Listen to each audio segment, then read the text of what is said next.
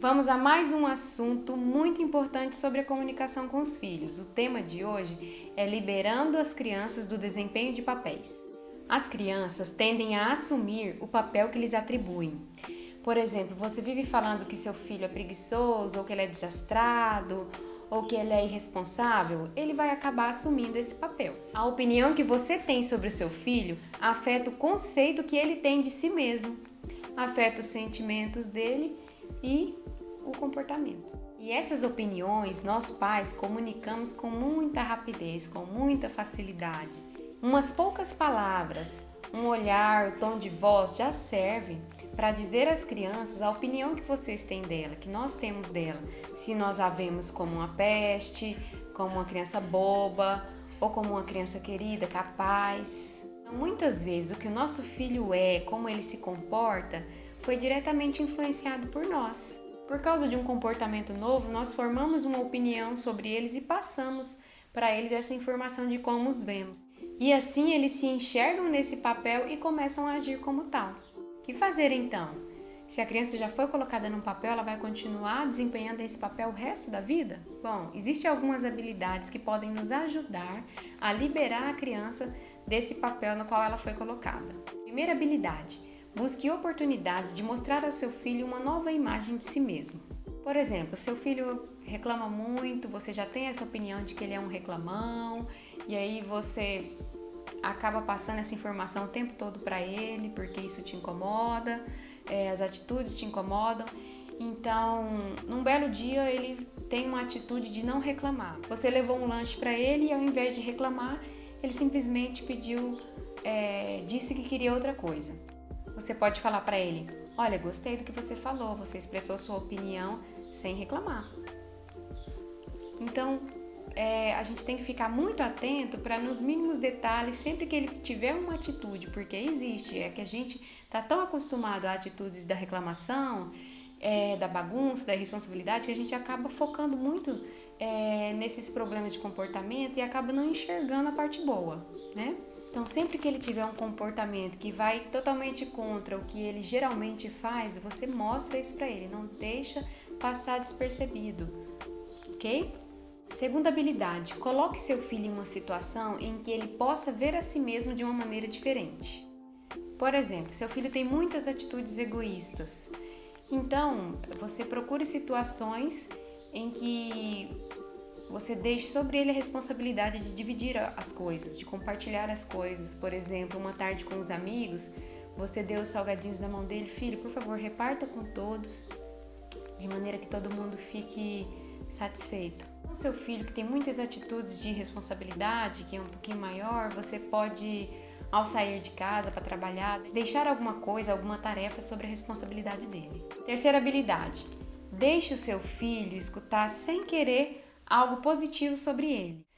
Por exemplo, você tem um filho muito nervoso, como eu tenho um pequenininho aqui em casa que é muito nervoso. Quando ele tiver uma atitude onde ele consegue se controlar, não esqueça aquela atitude. Quando você tiver a oportunidade, estiver diante de alguém ou no telefone, que ele estiver próximo, você conte o fato para essa pessoa, ou para o pai da criança, ou para alguém, uma tia, qualquer pessoa. Conte esse fato, evidenciando como ele conseguiu ter controle naquele momento. Sempre vai existir uma situação, uma atitude em que seu filho teve controle sobre aquele comportamento. Então, não esqueça de olhar para o seu filho, perceber esses momentos para você mostrar a ele, deixar que ele também perceba que ele pode ser diferente. Quarta habilidade: modele o comportamento que você gostaria de ver. Como? Sendo um exemplo para a criança. Por exemplo, a criança que não sabe perder, que faz um escândalo, que não aceita, que muda completamente o humor e é difícil fazer a criança voltar ao seu estado natural. Você pode, ao jogar alguma coisa com ele, ao participar de alguma competição, ao perder, você mostrar a atitude que você gostaria de ver nele. Poxa, eu queria muito ganhar esse jogo, realmente não tem graça perder, mas parabéns, eu vou ter espírito esportivo, parabéns, você ganhou, você mereceu. Simples, sem muita falação, sem lembrar a ele que é assim que ele deve agir.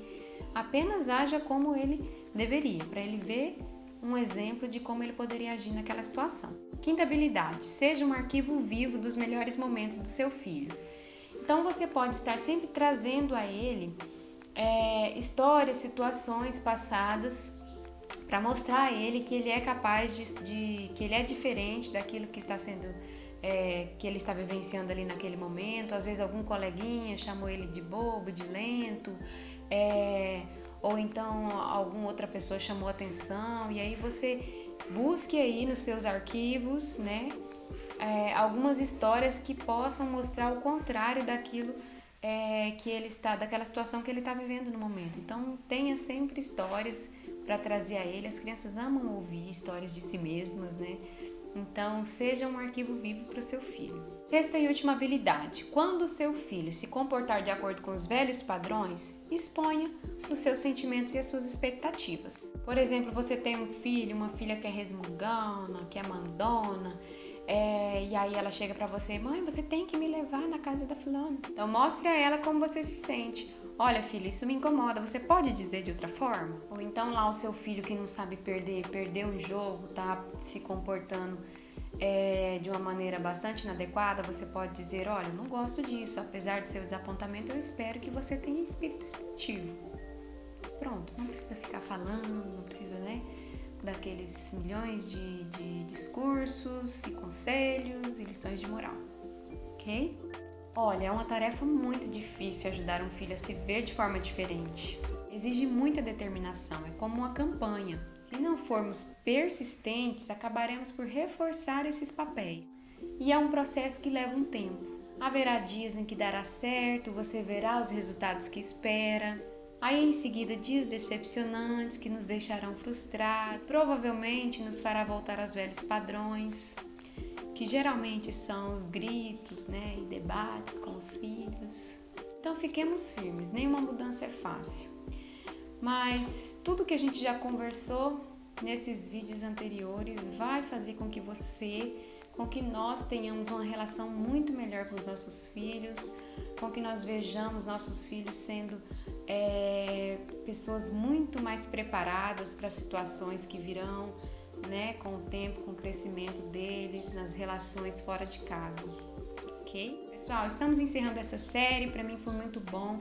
Eu já tinha lido sobre isso e isso ficou martelando na minha cabeça, porque é claro que eu não consegui manter firme, né, nas primeiras tentativas, voltava muito mais vezes aos velhos padrões, e gravando para vocês, relembrando e relembrando cada tema, eu pude melhorar um pouco mais a minha comunicação com os meus filhos. Sim, eu ainda volto aos velhos padrões, eu ainda grito de vez em quando, sempre me arrependo, me coloco no lugar deles e vejo o quão desnecessário e o quão agressivo é receber um grito.